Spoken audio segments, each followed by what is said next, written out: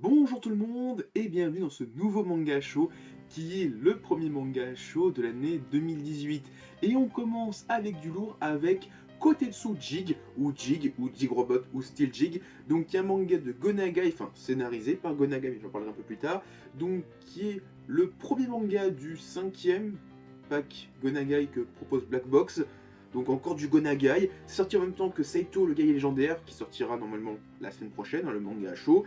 Donc là on parle de Jig, donc un manga de robot qui est sympathique, mais donc pour commencer, comme d'hab, petit résumé des familles.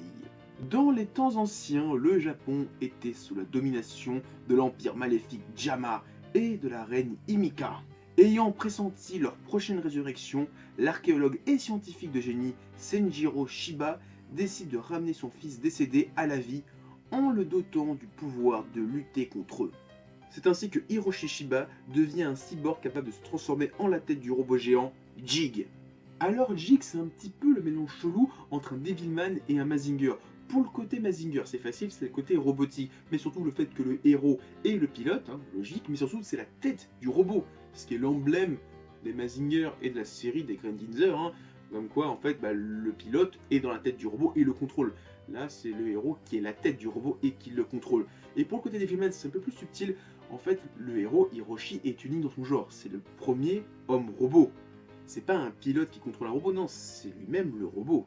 C'est un peu comme dans Devilman où Akira est le premier homme-démon. C'est une espèce unique, c'est la première mixité raciale entre deux espèces.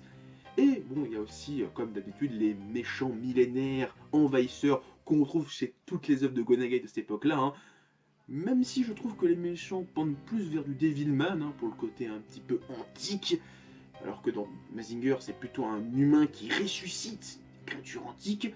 Et vers la fin, on a un délire proche d'un Shin Mao Dante. J'en dis pas plus, mais vers la fin, il y a des côtés un petit peu dieu de l'espace. On dirait du Shin Mao Dante. Alors pour cette œuvre, c'est pas Go Nagai qui est au dessin, il n'est que au scénario, et c'est Tatsuya Yasuda qui imite à la perfection le style de l'auteur. Très clairement, j'ai vu que c'était marqué Tatsuya Yasuda, je dis ok, d'accord.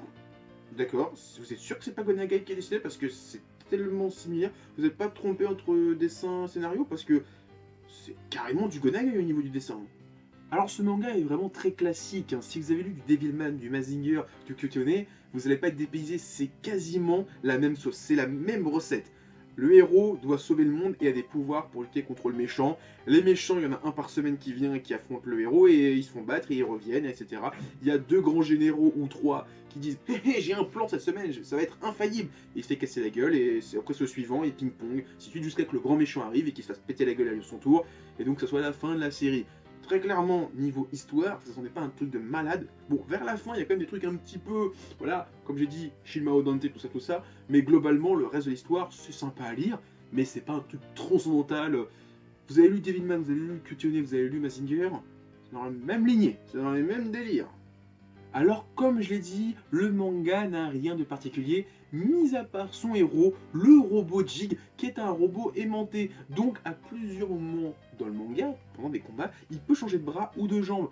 Donc, ce qui fait que le héros change un petit peu, super le merchandising, mais surtout ça donne des petits combats un petit peu techniques, genre il faudrait peut-être que j'ai un nouveau bras pour faire ça. Donc à plusieurs moments, bon, ça fait des Deus Ex Machina, mais franchement c'est cool de le voir changer et faire des techniques un peu différentes. Par exemple cette couverture là, on le voit avec des jambes de centaure. À plusieurs moments dans le manga il va changer, il va avoir genre une perceuse, il va avoir des trucs comme ça. Mais c'est stylé, moi j'aime bien cette petite idée, c'est tout con, mais c'est stylé. Après, le problème, c'est qu'avec un manga en 2 tomes, tu peux pas exploiter à 100% l'idée qui est très bonne. Et je vais venir au dernier reproche que j'ai avec ce manga. Le manga fait 2 tomes. Et son adaptation animée fait 46 épisodes. Donc vous connaissez la musique. La fin, on l'aura dans l'animé, pas dans le manga. Et ça fait chier.